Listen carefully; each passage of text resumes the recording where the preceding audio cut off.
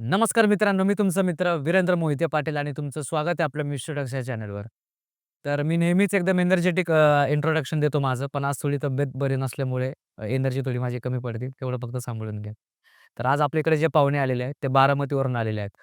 तर चला त्यांच्यासोबत गप्पा मारूयात. त्यांच्यासोबत घडलेले अनुभव ऐकूयात. नमस्कार सर. नमस्कार. काय आहे आपलं नाव? माझं नाव ईश्वर अशोकराव काळे. बरं. आणि राहायला कुठे आहे तुम्ही प्रॉपर?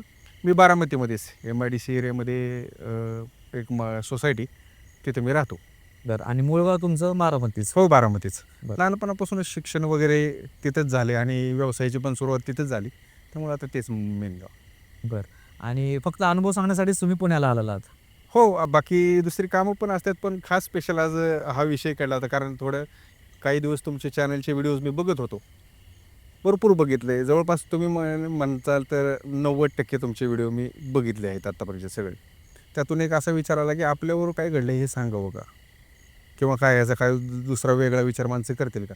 पण थोडं मनाशी ठरवून विचार केला, की ह्या चॅनलला आपण संपर्क करू आणि त्या अनुषंगाने मी तुमचा फॉर्म भरून दिला. त्यानुसार तुमचा मला फोन आला आणि मी आज आलो इथं. बरं. तर आणि ॲज अ प्रोफेशन काय करता सर तुम्ही? माझा ट्रान्सपोर्टचा व्यवसाय आहे. ट्रान्सपोर्ट लॉजिस्टिक्स आहेत, की कंटेनर गाड्या आणि रिक्षा वाहतुकीच्या गाड्यांचा व्यवसाय आहे माझा. त्या गाड्या माझ्या पूर्ण साऊथमध्ये रिक्षा वाहतुकीचं काम करतात आणि कंटेनर आहेत ते कलकत्ता लाईनला काम करतात. अच्छा. म्हणजे बऱ्यापैकी चांगल्या प्रमाणात तुमचा बिझनेस आहे. हो आहे. बरं वाटतं मराठी माणसं एवढं पुढे जातं म्हणलं. बरं. काय कसे-कसे अनुभव घडले आणि पहिला अनुभव काय होता?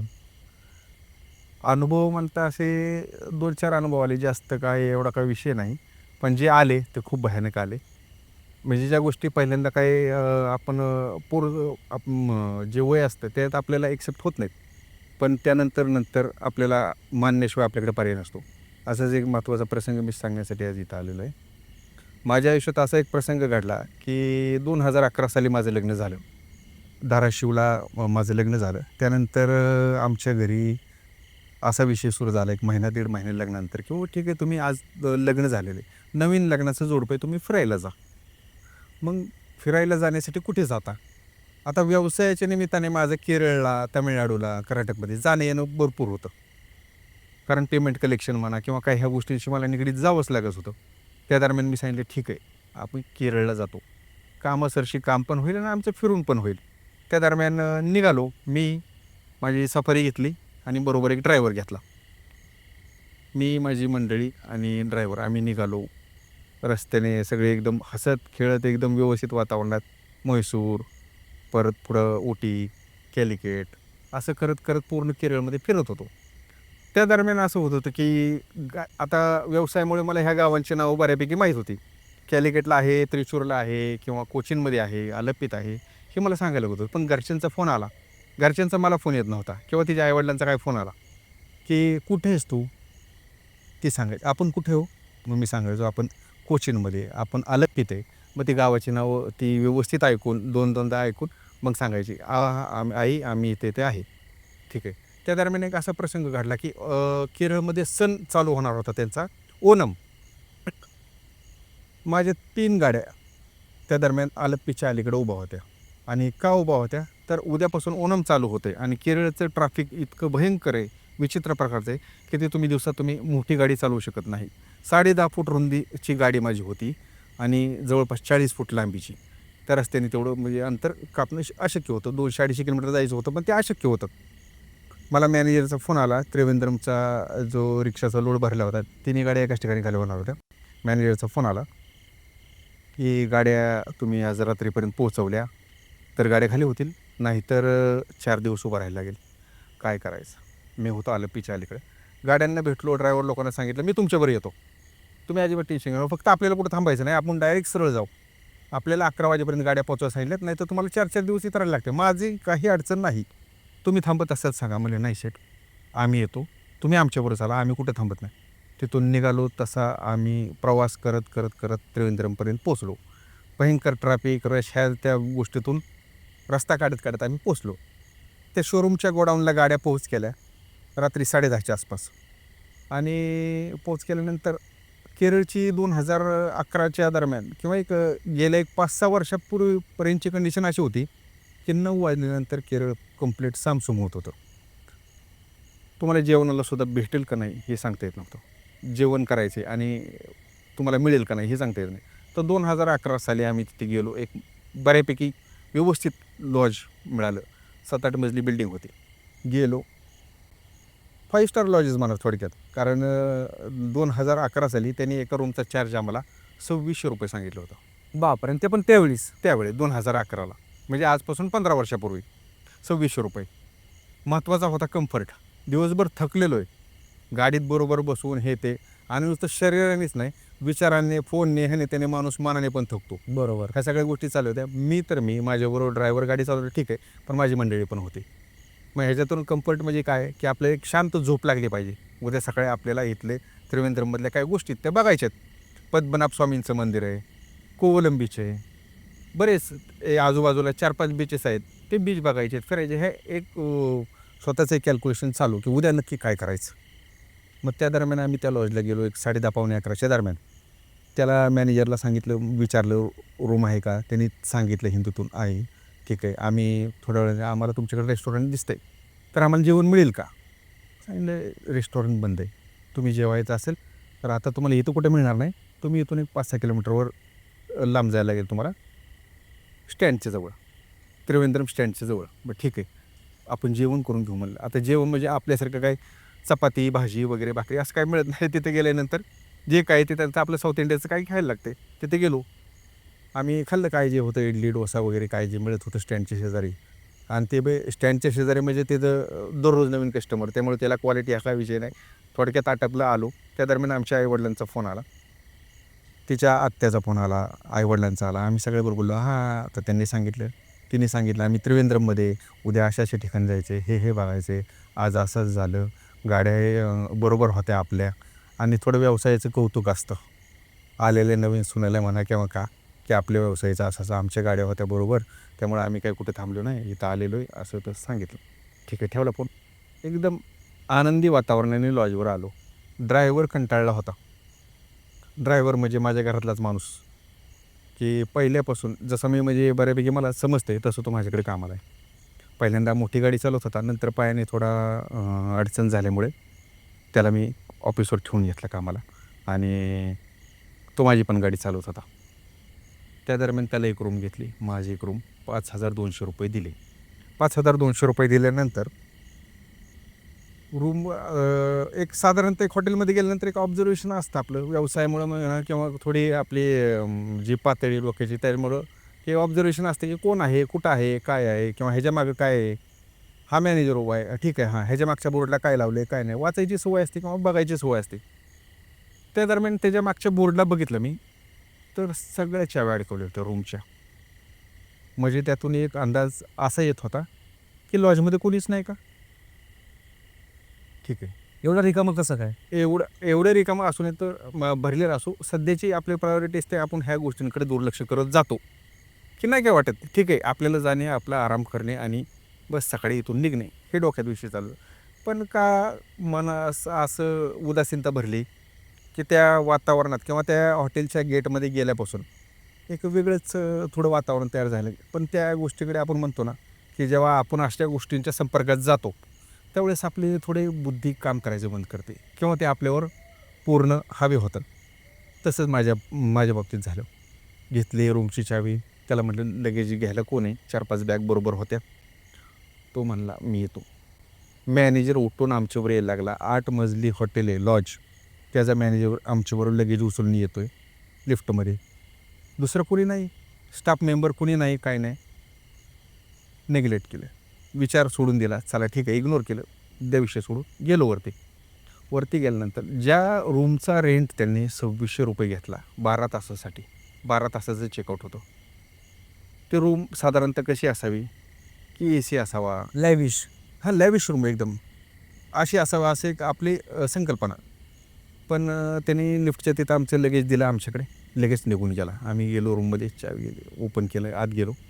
नॉर्मल एक टेबल, मोठा बेड आणि बस लाईटिंग वगैरे केलेली थोडीफार, बस. ह्याच्या पलीकडे काही नाही ना. त्या रूममध्ये फोन की आपण त्यांना रिसेप्शनला फोन करू शकतो किंवा हाऊसकीपिंगला फोन करू शकतो. आपल्याला काय जे रात्री समजा लागलं त्याच्याबद्दल त्यांना जर काय विचारायचं म्हणलं तर ते काही सोय नव्हती. लिफ्टने खाली जाणे आणि मग त्यांना बोलणे. झोपायचे रात्रभर, निघायचे सकाळी. हाच विचार डोक्यात. आराम करणे. कंटाळलो होतो भरपूर. थकवा आला होता. गेलो आतमध्ये. आतमध्ये गेल्यानंतर तिला म्हणले, ठीक आहे, मी हातपाय तोंड धुवून घेतो. मला थोडं कंटाळ्यासारखं झालं, थकवा आला, झोप पण आली. हातपाय तोंड धुवून घेतो, मी झोपूयात. बरोबर, ठीक आहे. पण तुमचे जे काय आजचे सकाळचे जे ओले कपडे होते तसेच बॅगेत बसलेत. तुम्ही सकाळी लवकर निघा म्हणले. म्हणले गाड्यांकडे जायचं होतं. म्हणलं हां ठीक आहे. तर म्हणले मग ते कपडे एकदा पाण्यातून काढते ना, ते म्हणले वास येईल त्या कपड्यांचा. म्हणलं बरं ठीक आहे, कर. 5-10 मिनिट लागतील लय त्याला. मी आलो आणि प्रवासादरम्यान माझ्या एका मित्राचा फोन येत होता. थोडं घरी प्रॉब्लेम झाला होता. काय त्याचं लग्न ठरवणे असो, जे ठरवायचं चाललं होतं त्याच्यातून त्याच्या नात्यातलीच मुलगी होती, मैत्रीण होती, त्याच्याबरोबर लग्न ठरवायचं चाललं होतं आणि ते दोघं माझे परिचित होते. आणि तो विषय माझ्या डोक्यात चालू होता की काय ह्याला सोल्युशन द्यावं. तो मला विचारत होता की आप्पा काय करू, मला सांगा, असं असं झालं आहे, असं तसं झालं आहे, बऱ्याच गोष्टी सांगू. तो विचार होता. मी आल्यानंतर बाथरूमातून आलो, हातपाय पुसले आणि बेडला टेकून जस्ट असा ह्या बसून पाय पसरले आणि टेकून बसलो होतो. माझ्यानंतर ती गेली बाथरूमात. हे विचार माझ्या डोक्यात चालू होते. त्या दरम्यान मला झोप लागल्यासारखं झालं. पण अचानकच ते जे मित्राचा फोन आला होता आणि त्याची जी मैत्रीण होती, मला इतकं अचानक ओरडल्याचा आवाज आला जोरात की माझे ती डोळे उघडले. काय झालं नक्की? मला वाटलं ही बाथरूमात गेली आणि बहुतेक पडली. कारण मी 12:15च्या दरम्यानच आलो होतो. हातपाय तोंड धुवून येऊन बेडवर बसलो होतो. मी आतमध्ये गेलो. शॉवर चालू तर ही खाली स्टूलवर बसली. आता अंघोळीला असतो स्टूल, त्या टाईपमध्ये स्टूलची पण सोय असते ना, तर स्टूल घेऊन बसली. बादलीत माझे कपडे टाकले नाही, हे बादलीत हात घालून बसली. शॉवरवरनं चालू आहे. गेलो, उठवलं. काय, का अशी का बसली? काही नाही, एकदम रडावलेला चेहरा. भयंकर टेन्शन दिसतं आपल्या डोक्यावर. कळतं आपल्याला तोंडावर ह्यांच्या किती टेन्शन आहे, काय नाही. उठवलं, म्हणलं चल. घेतले तिला मी मीच घेतले कपडे, पिळले. आलो बाहेर, कपडे आणून वाळायला टाकले. तिला म्हणलं तू झोप, एक काम कर, तू झोप. काय झालं, काय का भिली एवढी, काय विचारलं, तुला कशाची भीती वाटते? काही नाही, शब्द बोलायची म्हणजे ही नाही, मानसिकता दाखवली नाही तिने. शांत एकदम. एकदम शांत, भयंकर. आणि झोपली. मी ती शेजारी बसलो, मोबाईल बघितला. आता जवळपास सवय बऱ्यापैकी हे असते की तुम्ही झोपेतून उठला तरी हो. मोबाईल बघताय. त्या दरम्यान मी तिला ज्यावेळेस म्हटलं तू झोप इथं, मी तुझ्या शेजारी बसलो. मी मोबाईल बघितला. 1:30 वाजले होते. पण त्यावेळेस मोबाईलची एवढी सवय नव्हती ना आपल्याला.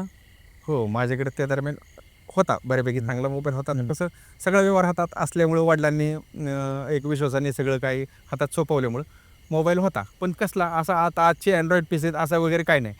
ते जस्ट काय तुम्ही गाणे ऐकू शकता, हो. काही गेम खेळू शकता. बटनवाला. हां, N95 हा माझ्याकडे मोबाईल होता. त्याच्यावर काय गाणे ऐकू शकता, नाहीतर तुम्ही काय गेम वगैरे खेळू शकता. बरोबर. जास्त काही नाही हा विषय. पण तरी पण आपल्याला काय जरी आपण हा मोबाईलला जरी काय करत नसलो, काय जरी करत नसलं तरी जस्ट लाईट लावून बघतो काय कोणाचा मेसेज वगैरे आहे का, काय का.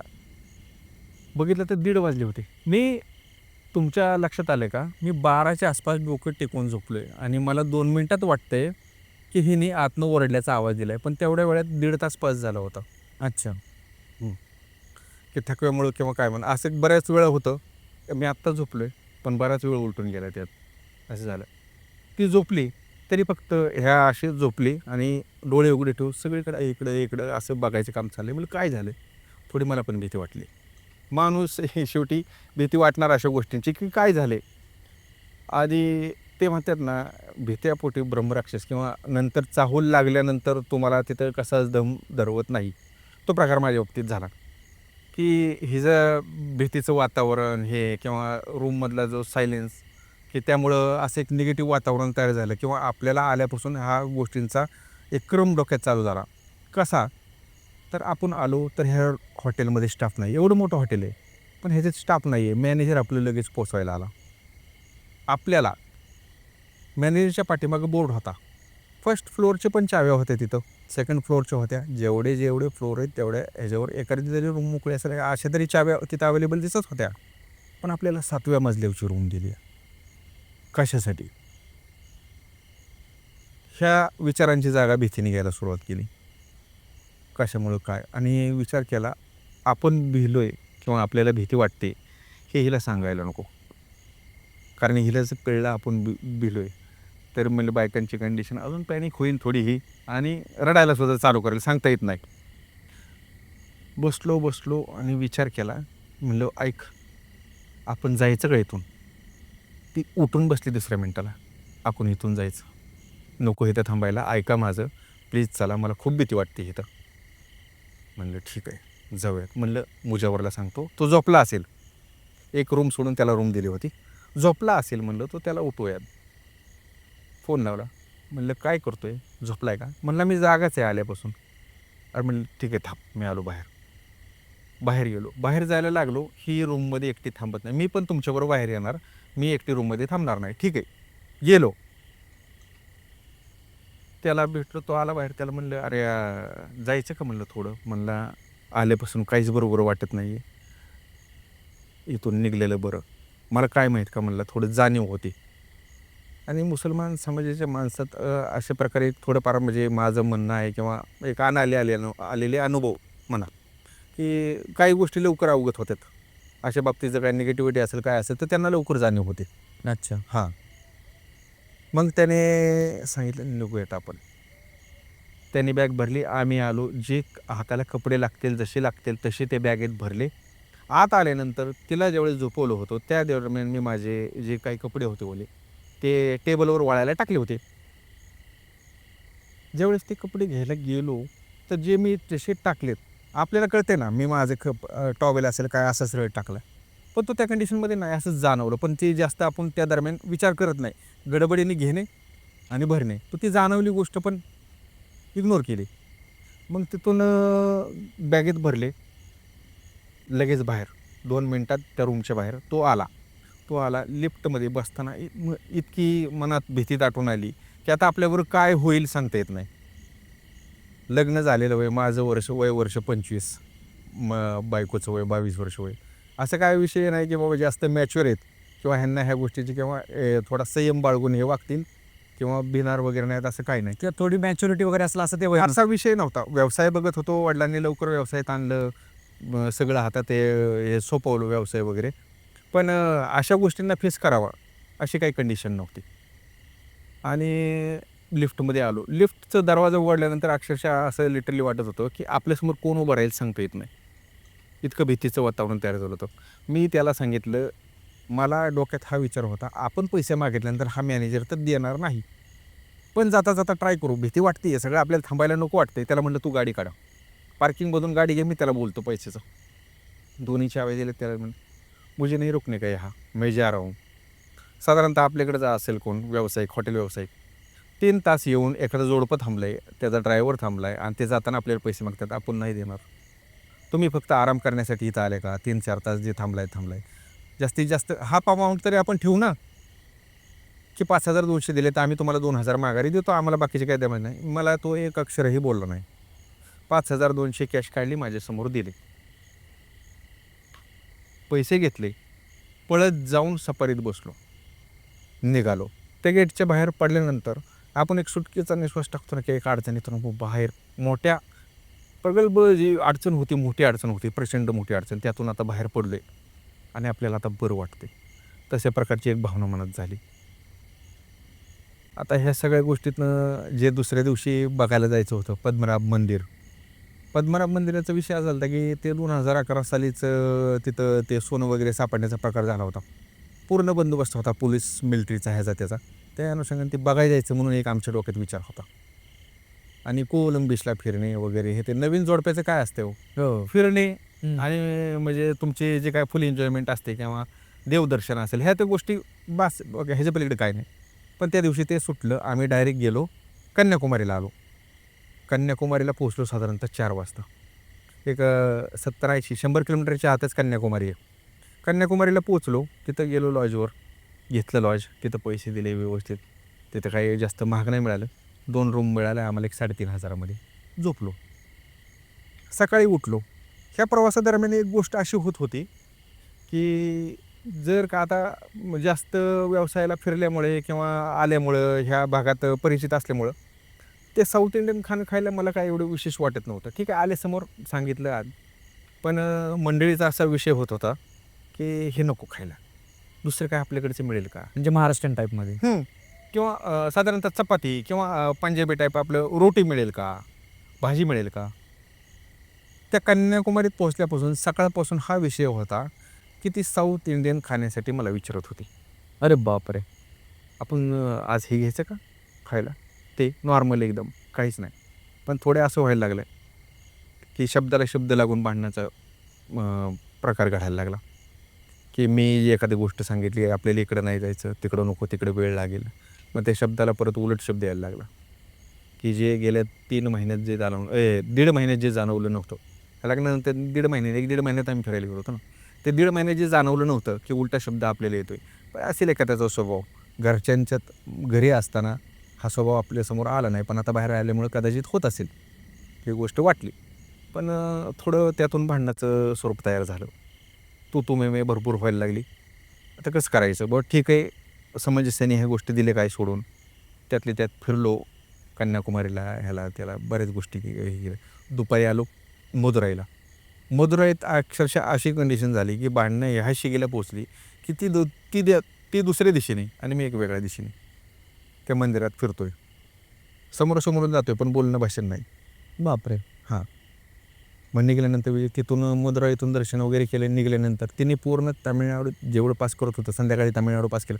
तोपर्यंत तिने दुसऱ्यांदा सांगितलं, आपण हे घ्यायचं आहे खायला साऊथ इंडियनचा.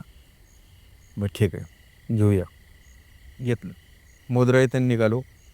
येऊन स्टॉप काय कुठे केलं नाही, डायरेक्ट बँगलोर मार्गे बारामतीला आलो. 4-5 दिवस गेले असेच. पण भांडणाचे नाही गेले, थोडे गप्प राहण्याचे, की रुसवा फुगवा म्हणतो का आपण, त्या प्रकारे गेले. काय बोलणे नाही, भाषण नाही, काय नाही, शांत. हा जो प्रकार बरोबर घडला किंवा भीती वाटली किंवा काय झालं हे काही घरी सांगितलं नाही. त्यानंतर थोडं नॉर्मल व्हायला लागलं आमच्यात वातावरण. नॉर्मल झालं. भांडणं वगैरे ते बाजूला ठेवून दिले. मग थोडं असं झालं की साऊथ इंडियन बायांचा मेकअप कसा असतो? काजळ लावतात, गजरे लावतात. गजरा, काजळ, परत ती व्हाईट किंवा गोल्डन कलरची साडी. थोडक्यात एक म्हणा, एक ट्रॅडिशनल आणि एक डार्क मेकअप असतो बरोबर. त्या टाईपमध्ये. हा तिचा संध्याकाळचा दिनक्रम ठरला होता की संध्याकाळी हा असा मेकअप कर. रोज? हो. आणि मला ऑफिसवरून निघालात तुम्ही? हा निघतोय थोड्या वेळाने. मला येताना गजरे आणतात. ठीक आहे. गजरा कधीही हिला आवडत नाही हा विषय होता. गजरा नको एवढं काही विषयच नाही. आवडत नाही जायच्या आधी. म्हणजे हा एवढा विषय नाही की गजरा असलाच पाहिजे. पण ती मला आवर्जून नंतर सांगायला लागली, गजरे आणता का? बरं ठीक आहे. रात्री झोपल्यानंतर 2-2:30च्या आसपास अशी माझी जागसूत झोप आहे जरा, की म्हणजे काय कुठं काय आवाज आला तरी माझे डोळे उघडतात. आणि पहिल्यापासूनच तशी. आणि जाणवलं की ही माझ्याकडे बघत बसते रात्रीची. फक्त डोळे उघडे ठेवून. मी झोपलोय. आपण अशी कूस बदलतो. त्या दरम्यान मी हिला बघते, ही काय करते? का झोपली नाहीस का तू? नाही झोपते. ठीक आहे, झोप. त्यावेळेपुरते डोळे झाकणार. हे ज्यावेळेस रिपिटेशन व्हायला लागलं ह्या गोष्टीचं, की रात्रीचे जागत बसणे आणि दिवसा कंप्लीट, म्हणजे ते एक माणूस नशेतला माणूस कसा असतो त्या प्रकारे, की दिवसभर डोळे झाकून गप झोपणे, काही करणे नाही, खाणेपिणेसुद्धा नाही.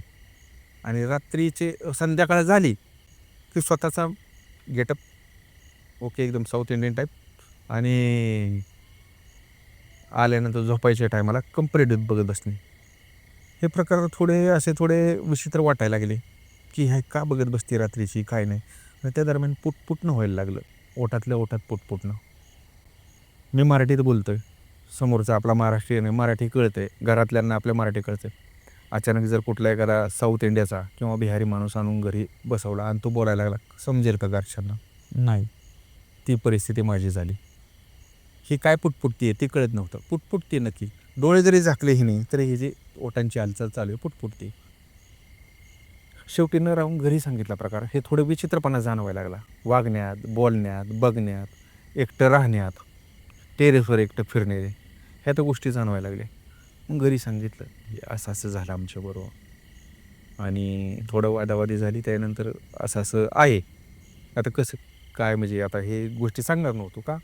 परत आपल्याला कुठे हे एकटं सोडणार नाहीत. बरोबर. हा एक डोक्यातला विचार, किंवा आपल्याला कुठं जायचं म्हणलं तर हे नको म्हणतील, म्हणून काय घरी लवकर सांगितलं नाही. त्या दरम्यान घरच्यांनी आमच्या सासऱ्यांना फोन केला. आता माझे सासरे आणि माझे वडील हे पहिल्यापासूनचे मित्रच आहेत. त्यांनी फोन केला माझ्या सासऱ्यांना, माझ्या वडिलांनी, आणि सांगितलं की असा असा प्रकार आहे, थोडे येऊन जासाल का. आता ते पेशंट हे डॉक्टर आहेत, त्यांना असल्या गोष्टींवर कसला विश्वास नाही किंवा काय, जे त्याचे विचारसरणी. ते म्हणले आमच्या वडिलांनी सांगितलं, आता पूर्ण घर माळकरी असल्यामुळे, अध्यात्मात असल्यामुळं थोडा आमच्या कल त्या बाजूने गेला की काय झालं असेल, काय अशी काय बाहेरची बाधा वगैरे काय झाली असेल का, काय नक्की काय, म्हणजे ह्याचं निदान काढलं पाहिजे किंवा कळलं पाहिजे आपल्याला. सासऱ्यांना बोलावलं, सासऱ्याला म्हणले नाही, तसं काही नसेल, हे सगळ्या लग्नाच्या गडबडी, हे सगळं फिरायचं जाणे, हे ते कदाचित म्हणले डोक्यावर कुठला प्रेशर आला असेल, काय झालं असेल. केलं आहे मुंबईला आहे का म्हणले, आपल्या न्यूरोसर्जन आहे किंवा काय, त्याच्याकडे नेऊन आणू आणि क्लिअर होऊन जाईल. हा काय विषय तशातला नसतो, प्रत्येक गोष्टीकडे तसं बघायचं नाही म्हणून त्यांनी सांगितलं. बरं ठीक आहे. आता ते घेऊन गेले, ट्रीटमेंट चालू केली. त्यातनं प्रमाण हे झालं की झोप जास्त लागायला लागली, झोपायचं वातावरण जास्त राहायला लागलं. पण थोडं शारीरिक बदल थोडे जाणवायला लागले. जे संध्याकाळचं आवरून बसत होते ना, ते सकाळपासूनच तसा मेकअप करून बसायला लागले. ते म्हणजे तो जो प्रकार होता तो वाढत गेला. माणसाचे, आपण बोलतोय, तटस्थ बघणे आपल्याला जमणार नाही, तटस्थ उभं राहणे आपल्याला जमणार नाही.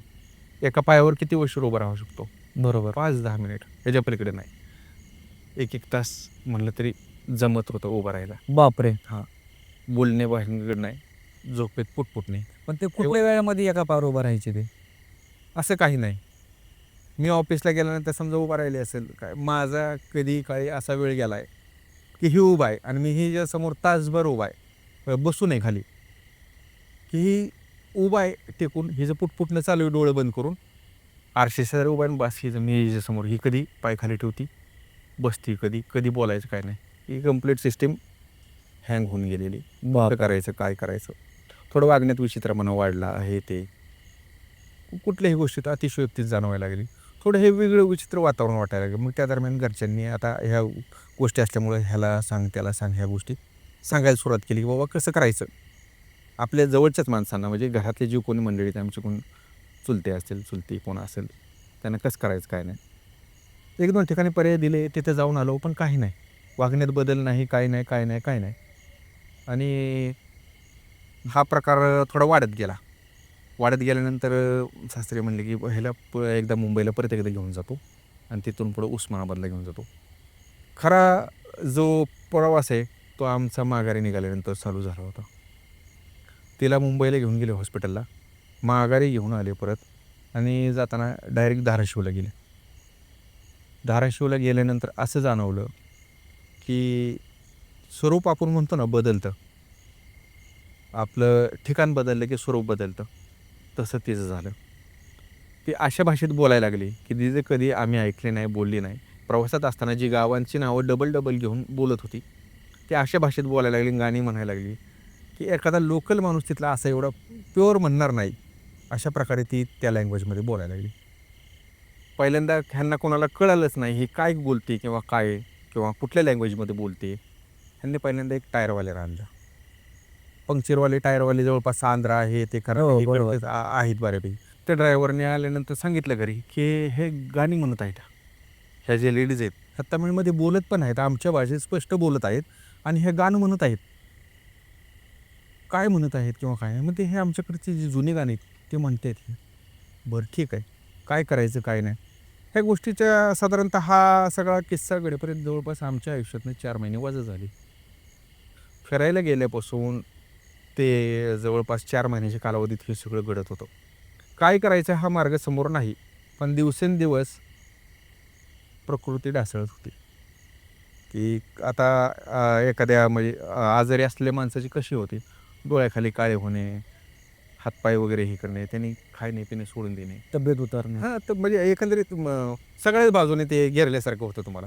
पण तो जो ड्रायव्हर आला होता ट्रकवाला, तर त्यांनी विचारलं नाही का की हे म्हणजे तुम्ही असं का मला घेऊन आलात, किंवा त्याला नाही, काय? त्याला तिथं ज्यावेळेस थांबवलं ना, त्यावेळेस त्याला सांगितलं ना आम्ही कंडिशन. आमच्या घरातली एक लेडीज ती तमिळमध्ये बोलते, आम्हाला काही कळत नाही. तू रिक्वेस्ट केली आहे त्याला, ह्यांनी आमच्या सासरवाडीच्या माणसांनी, की तू काय म्हणते ते फक्त आम्हाला सांग. त्यांनी सांगितलं ही गाणी म्हणते म्हणून. त्याच्या व्यतिरिक्त अजून काहीच नव्हती बोलत कधी? गाणी म्हणत होती आणि वेगवेगळी ज्यावेळेस जे बोलणं बडबडणं होतं पुटपुट ते तोंडाची एवढं काही नव्हती. स्पष्ट नव्हती. हां.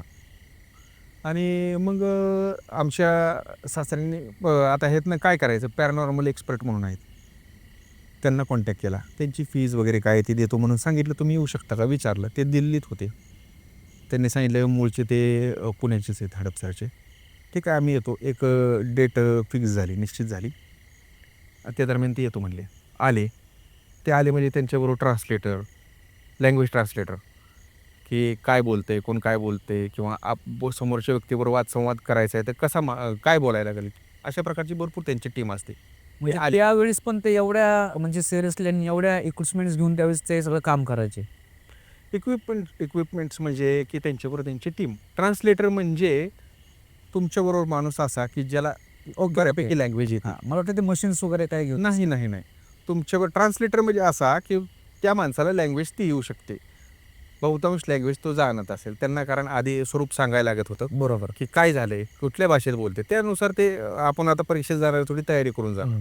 त्या प्रकारे ते तयारी करून आल्यानंतर 1-2 दिवस असेच वाया गेले की काय बोलायचं नाही. का दिवसाच्या कुठल्या वेळात हा भर जास्त होईल सांगता येत नाही. बाकीच्या वेळी थोडी ती नॉर्मल असायची बोलणं, भाषण. हे ते माझे आई वडील गेल्यानंतर ते आले नाहीत का, ते का आले नाहीत, मला त्यांची आठवण येते, तुम्ही त्यांना बोलवा ना, असं तसं. पण हे थोडं माझ्या मनाने धास्ती खाली होती. जायचं असं विचारायचं की आपण गेलो आणि थोडं हे वातावरण वेगळं झालं तर काय करायचं, आईवडील सांगायचे हे ते. माझ्या आईला पण ह्या गोष्टी थोड्या सहन नाही झाल्या की आपल्या मुलाचं लग्न झालं आणि आज काय. ती अक्षरशः त्या दरम्यान ती रडली. आणि ह्या पॅरानॉर्मल एक्सपर्ट आल्यानंतर गेले सगळे. मला त्या दरम्यान त्यांनी बोलवलं की आम्हाला सांगा म्हणले नक्की काय झालं. म्हणले हे असेच सांगतायत, तसं सांगतायत. कारण का तर मला बोलवायच्या आधी त्यांनी त्या माझ्या मंडळीबरोबर बोलले की 2 दिवसाचा जो गॅप पडला त्या दरम्यान त्यांनी एवढं सांगितलं होतं, नाव काय तुझं. त्यांनी सांगितलं मनीषा. तू कुठली प्रॉपर, इथं का आली, ह्यांच्याबरोबर का आली. ते सरळ सांगतो, मी चेन्नईच्या जवळ राहते. चेन्नईच्या जवळ काय कुठं आवडे असेल किंवा काय अण्णानगर असेल काय त्या भागातले कुठेतरी सांगितलं. आता मला एक्झॅक्ट सांगायला यायचं नाही की बाबा आज ह्या गोष्टीला 15 वर्ष उलटून गेले. त्या भागातले असल्यामुळे त्यांनी सांगितलं की अशा भागातनं आहे मी. बरं ठीक आहे, तू ह्यांच्याबरोबर कुठून आली. मी त्रिवेंद्रमपासून यांच्याबरोबर आलेली. का. ज्यावेळेस ह्यांनी जिथं माझं हे झालं, मी चेन्नईचे म्युझिक टीचर होते त्या दरम्यान आणि मी माझ्या प्रियकराबरोबर केरळला आले होते. त्यांनी मला लग्नाचा आम्ही देऊन केरळला आणलं. इथं माझा खून केला आणि मी इथंच राहिले. बापरे. हां. त्यामुळे आणि नेमकं 12च्या प्रहरात हे हॉटेलमध्ये आले आणि ज्यावेळेस ही आतमध्ये आली त्या दरम्यानच ही माझ्यासमोर आली, त्यामुळे मी ह्याच्यात आले. बापरे. म्हणजे एक्झॅक्टली 12 वाजता तुम्ही एंटर केलं आतमध्ये. 12 तुझं काम म्हणजे एक भर असतो म्हणतात वेळेचा, की ते एक्झॅक्ट 12 नाही सांगू शकत आपण. 11:30 ते 12:30 असेल, 12 ते 1 असेल, त्या दरम्यान आम्ही हॉटेलमध्ये एंटर केलो. आणि अशा ज्या शक्ती असतात त्या थोड्याने मनाने कमजोर किंवा जास्त घाबरणाऱ्या अशांवर जास्त लवकर अटॅक करतात त्या. अशा प्रकार हा झाला तिच्याबरोबर. बरं ठीक आहे म्हणले, कसं काय करता येईल, तुला इथं राहता येणार नाही, काय असेल ते तुझं करू येत आम्ही, तू सांग कसं करायचं काय नाही. त्याने सांगायला सुरुवात केली की ज्याने मला मारलं, सुरेश नाव सांगितलं त्या माणसाचं. आता ते कितपत तिथं ते जाऊन हे करणं, व्हेरीफाय करणं हे ते शक्य नव्हतं. मग ते म्हणले काय केलं पाहिजे. म्हणले तुम्ही जावा, त्या माणसाची पोलिसात तक्रार द्या तिथं, त्यांनी मला तिथं मारलं आहे हे सांगा, मला मारलं आहे हे सांगा आणि तुम्ही त्या माणसाला पकडून द्या. आता हा बाहेरचा भाग आला, महाराष्ट्राचा नाही. मी आज पुण्यात आहे. साताऱ्याला जाऊन चौकशी करायची किंवा कोल्हापूरला जाऊन, बरोबर, इंदापूरला, सांगलीला किंवा नगरला अशा ठिकाणी जायचं नाही ना. दुसरा भाग आहे, असा भाग आहे की तिथं लवकर हिंदी पण बोलत नाहीत ती माणसं नीट. राज्यच वेगळं झालं ना डायरेक्ट. हां, पण ते हिंदी पण बोलत नाहीत आणि इंग्लिश सोडले तर ते काही बोलत नाहीत. तिथे गेल्यानंतर म्हणलं आपण जर असं काही सांगितलं तर हे माणसं आपल्याला मारतील. शक्यता तीच सांगायला ना की आज ह्या गोष्टीला जवळपास त्यांनी सांगितलं की ज्यावेळेस ते त्या ज्या पॅरानॉर्मल एक्सपर्ट बोलत होते त्यांच्याबरोबर सांगितलं की 10-12 वर्ष उलटून गेले त्या गोष्टीला. ते 10-12 वर्ष उलटून गेलेत. आज जर तो माणूस आहे का नाही जिवंत तो माहीत नाही. तो तिथं राहतो हे माहीत नाही. आपण कुठल्या बेसवर आणि काय चौकशी करणार? हा प्रश्न डोळ्यासमोर त्यांनी सांगितलं की नाही, असं काही करू शकत नाही. तर काय करायला लागेल? ठीक आहे. माझ्या हिशोबाने सांगते. त्या दरम्यान ती जी म्युझिक टीचर होती मनीषा, तिचं ते आंबा भगवान म्हणून एक ठिकाण आहे वर्धे पालमला. तर तिथे येणं जाणं जास्त होतं. तिने सांगितलं मला तिथं वर्धे पालमला घेऊन चला. मला तिथं घेऊन चला, मी हिला सोडून देईल. पण मी तुम्हाला सहजासहजी तिथं येऊन देणार नाही. मग घेऊन पण या म्हणते पण हां, हे पण तुमचा प्रवास हा नीट होणार नाही. अच्छा. एवढं सांगितलं. मग हे अजून घाबरायला लागले की कसं न्यायचं आता, काय करायचं? आणि त्या दरम्यान मी साऊथ इंडियामध्ये गेलो. फक्त यांच्यावर नाही गेलो. मी माझ्या कामाने गेलो. मी यांना हे मला म्हणले की सासऱ्यांनी सांगितलं आम्ही घेऊन जातो. सेपरेट गेले तुम्ही? हां, आम्ही घेऊन जातो की तुम्ही ह्या गोष्टीचा म्हणजे थोडं बाजूला ठेवा. तुम्ही तुमच्या कामाचं बघा. आम्ही घेऊन जातो. काय करायचं ते करतो. अक्षरशः हातपाय बांधणे हे ते प्रकार करून घेऊन गेले. बापरे! 5-50 किलोमीटर जाणे, थांबणे. साधारणतः वर्धे पालम ते धाराशिव अंतर असेल हार्डली 1000 किलोमीटर असेल. 1000 किलोमीटरच्या वर नाही. 3 दिवसाचा प्रवास केला त्यांनी 1000 किलोमीटर जाण्यासाठी. थांबणे, बऱ्यापैकी थांबणे. का काय घातपात होईल सांगता येत नाही. बरोबर. त्यांनी देताना धमकी अशी देत आहेत, तर काय घातपात करतील काय नाही सांगा. तिला तिथे नेलं, बांधलेल्या अवस्थेत बसवलं. म्हणजे बसवलं. आता जे मला ते नाही सांगितलं. त्यांचे जे मंत्र उच्चारण हे ते झालं तेव्हा तिथं बसवलं. त्यानंतर थोड्या वेळांनी तिने सरळ सरळ अंग टाकून दिलं. अच्छा. की आपण आल्यानंतर ग्लानी कशी येते माणसाला, हां. चक्कर येते आणि तो कसा पडतो, अंग सोडून अंग सोडून दिलं. त्या ह्याच्यात तिने अंग सोडून दिलं. जवळपास ह्या जो कालावधी घडला म्हणजे नंतर तिला उठून बसवलं, पाणी पिलं हे ते. संध्याकाळून मला फोन केला, कुठे आहे तुम्ही? सासऱ्यांनी फोन केला, कुठे आहे? मी सांगितलं मी वेल्लोरमध्ये. तिथून जवळच होतं. पण जाऊन भेटून जायची किंवा आपली डेअरिंग होत नव्हती. की एवढी मानसिकता नव्हती की एवढं काय घडलं आहे आयुष्यात की कसं जावं. मग तिला पाणी वगैरे दिलं. तिला पाणी हे ते पिली, जरा शांत झाली, थोडा वेळ बसली. मला फोन आला, तुम्ही कुठे? एवढ्या दरम्यान आमचं फोनवर कसलं संभाषण होत नव्हतं किंवा तिच्याकडे फोन देत नव्हते. तुम्ही कुठे येता असं तसं. मी सांगितलं मी वेल्लोरमध्ये, बँगलोरमध्ये. सांगितलं काय जे सांगायचं ते. तुम्ही येऊ शकता का? म्हटलं नाही, तू ये धाराशिवला. तर त्या दरम्यान म्हणजे आज आपण धाराशिव म्हणतो, आम्ही उस्मानाबाद म्हणायचो त्यावेळेस. त्याजवळ नावच ते होतं. गेल्या 1-2-4 वर्षात हे नाव बदललं. तर मग तू ये म्हणलं धाराशिवला. त्या दरम्यान मी येतो. म्हणले ठीक आहे. हे सगळा एक ह्याच्यातून सुटायला जवळपास नाही म्हणलं 1-5-6 महिन्याचा वेळ गेला आणि थोडं आयुष्य मार्गी लागलं. बरं. त्यांनी जो सगळा तिकडे इलाज वगैरे केला. हं. त्याच्यानंतर तिथून घरी यायच्या वेळेस काय प्रसंग वगैरे घडला का? नाही, काहीच नाही. बरं. एकदम व्यवस्थित. मग तुम्ही काय ते पोलीस कंप्लेंट वगैरे करावं तसं काय तुम्ही केलं का तिकडं काय? नाही, करायचा विषयच नव्हता ना. आपल्याला काहीच माहीत नाही ना त्या माणसाबद्दल. हे जे सांगतात, ह्यांचं नाव मनीषा, पुढचा माणूस सुरेश. कोण सुरेश? बरोबर. त्याचं गाव, पत्ता, आडनाव काहीच माहीत नाही. पण तिकडे जर आणि चेन्नईत जाऊन किती सुरेश बघायची. नाही, पण त्या ज्या हॉटेलमध्ये जो तुम्ही राहिला होतात, हं. तिथं रजिस्टर वगैरे तुम्ही चेक केलं तर भेटलं असतं ना तुम्हाला? रजिस्टर चेक करायचा संबंधच नव्हता साहेब. विषय असा होता की ही घटना घडलेली त्या जे म्युझिक टीचर होत्या त्यांच्यावर एक 10-12 वर्षापूर्वी घडलेली घटना. ओके. आणि त्यावेळेस ते हॉटेल होतं का नव्हतं हे पण सांगता येणार नाही. बरोबर. कदाचित ते दुसरी इमारत असेल, दुसरं घर असेल किंवा काय असेल, साधीसुधी जागा असेल, रेंटने भाड्याने खोल्या देतात तसा प्रकार असेल. त्या जागेत झालेलं म्हणून ते पूर्ण त्या प्रेमाशीसमध्ये होतं. त्याच्यानंतर मी जवळपास आजपर्यंत एक 100 वेळा गेलो असतो केरळमध्ये, तामिळनाडूत. व्यवसायाने ह्याने ते जाणं होतं आणि आईवडिलांना दर्शन करून घ्यायचं म्हणून आपण पद्मनाभ स्वामींना मी जातो सारखा त्रिवेंद्रममध्ये. त्याच्यानंतर कितीतरी वर्ष आपण जाऊया केरळला. मला यायचं नाही, तुम्ही जावा. तुम्ही दुसरीकडे कुठे चाला, नॉर्थ इंडियाचं यायला सांगा, मी तुमच्यावर येते. इकडं सगळीकडे आली पण केरळला येणार नाही. एक मनात धास्ती, एक भीती भरली अशी. बरोबर. त्यांनी कारण की आयुष्यात जर तुम्ही जर त्या सगळ्या गोष्टी एवढ्या सिरियसली घेतल्या नसत्या किंवा त्या पॅरानॉर्मल एक्सपर्टला तुम्ही बोलवलं नसतं आणि जर तुम्ही तिकडे गेलात नसता तर खूप मोठा घातपात झाला असता ना. घातपात झाला असताना हे जे आपल्याला गुड पण उकललं नसते की नक्की काय झालंय काय? हां. की अशा गोष्टी कशामुळे होत आहेत आपल्याबरोबर काय नाही हे अशीच बोलत राहिली असती. शरीरातून खंगून गेलं असतं आणि मानसिकरित्या आणि शारीरिकरित्या पूर्ण हां, म्हणजे ह्याला झालं. परत आपण म्हणजे आपण कधी-कधी असे बरेच जण भेटतात आपल्याला. आपण वेडसरपणा पण म्हणतो. बरोबर. पण त्या गोष्टी वाटल्यामुळं आमच्या सासऱ्यांनी पण त्या गोष्टी चेक करून आणल्या ना, स्वतः डॉक्टर असल्यामुळे. पण नाही काही तसं. ज्यावेळेस दुसऱ्या लँग्वेजमध्ये बोलायला लागले, त्या दरम्यान जाणवलं की हे वेगळं आहे काहीतरी, की जी माणसं आजपर्यंत ह्या गोष्टीला मानत नव्हती, त्याच देव-देव करायला लागलेत. ही गोष्ट झाली आहे. बरं.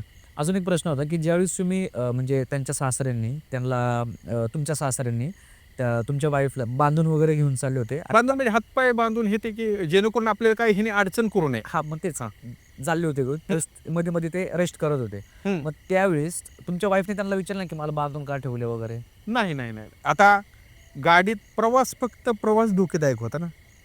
ज्यावेळेस कुठे थांबणार आहेत किंवा काय करणार आहेत, त्यावेळेस हातपाय कशाला बांधून ठेवू? हां, पण नॉर्मली त्यांनी विचारलं ना, की मला कशाला बांधतात वगैरे जाणीव होती. हां. जाणीव होतीच ना, की काय आहे माझ्याबरोबर काहीतरी आहे. अच्छा. ज्यावेळेस 24 तासातले मी जर ज्यावेळेस 4-5 तास नॉर्मल होत आहे, तर त्या दरम्यान माझे घरचे पण मला सांगतात ना, की असं-असं आहे बघ तुझ्याबरोबर. थोडं असं-असं आपण करायला चाललोय, तर ह्यातनं तुझं व्यवस्थित होईल. 100% सहकार्य करणार ना ते, बरं. की मला ह्या त्रासातून बाजूला यायचं आहे आज. काहीतरी केलं पाहिजे. म्हणजे 5-6 महिना पूर्ण वेळ लागला सगळं नीट व्हायला. एक 5-6 महिने गेले. बरं. तर हा होता तुमचा अनुभव. हो. तर मित्रांनो, हा होता काळे साहेबांचा अनुभव आणि त्यांनी खूप चांगल्या प्रकारे सांगितलेला आहे अनुभव आणि त्यांना कळलं की माझी तब्येत ठीक नाही. त्याच्यामुळे त्यांनी एवढे इन डिटेलमध्ये सांगितलं की कुठं प्रश्न विचारायला त्यांनी जागाच नाही सोडली. त्याच्याबद्दल तुमचं आभार सर, की तुम्ही एवढ्या लांबून आलात आणि एवढ्या चांगल्या प्रकारे प्रेक्षकांसमोर तुमची घरातली पर्सनल गोष्ट ही मांडलीत. कारण की लोकांना या सगळ्या गोष्टी समजाव्यात म्हणून. तर मित्रांनो, सरांसारखं जर तुम्हालाही यायचं असेल तर Google फॉर्मची लिंक दिलेली आहे, ते नक्की भरा आणि तुमचे अनुभव लोकांपर्यंत तुम्ही शेअर करू शकता मिस्टर टॉकच्या माध्यमातून. तर चला आता आज आपण इकडंच थांबूयात. धन्यवाद. जय हिंद, जय महाराष्ट्र.